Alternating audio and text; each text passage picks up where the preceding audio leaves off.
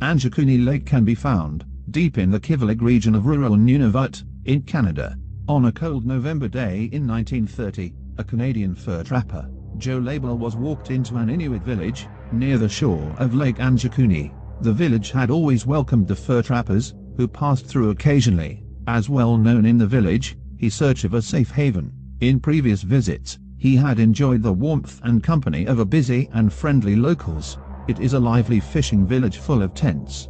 When he shouted a greeting, the only sound that returned to him was that of his own echo, and his snowshoes crunching through the icy frost. There was only an empty village. The normal signs of life were completely absent. Not a single person was to be found in the village, nor any animals, pets or wild. He immediately understood that something was terribly wrong. He found fires still burning, and the village's belongings in place. He also discovered that someone had begun the preparations for a meal, but never finished. Many homes were well stocked with food and weapons. He found no signs of a struggle and no fresh tracks in the snow aside from his own.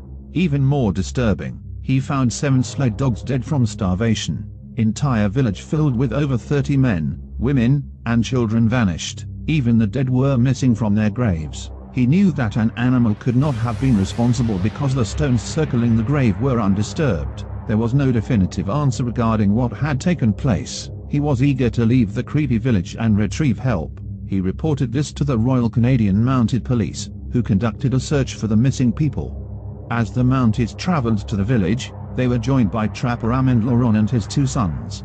Laurent admitted that he had seen a mysterious shiny object in the sky a few days earlier. He said the object was flying and was capable of changing shape, and that it had headed in the direction of Lake Anjikuni. The troop found open and empty graves. The ruin of a resting place for a body is not only an illegal act in most communities but considered a terrible offensive to the Inuit people. The presence of stacked rocks next to each grave only added to their suspicions. The Mounties instantly ordered a search party for the missing villagers, but failed to find any evidence of where the missing villagers were or what had happened to them. Officers stated they saw mysterious pulsing lights in the sky above Lake Anjikuni while investigating the scene. Much like the entire case, the lights were never explained.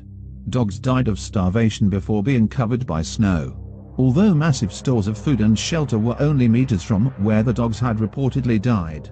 Did the villagers allow their own dogs to go hungry intentionally before they disappeared? After 2 weeks of investigation, the Mounties came to the somewhat doubtful conclusion that the villagers had been gone for at least 2 months. This presents yet another question. If the Inuits really had abandoned their homes 8 weeks before, then, who was responsible for making the fire that Label saw when he first arrived at the village? Experienced trackers could find no indication of the path they took in leaving their village. After a brief media blitz, this bizarre event was filed away under a stack of unsolved cases.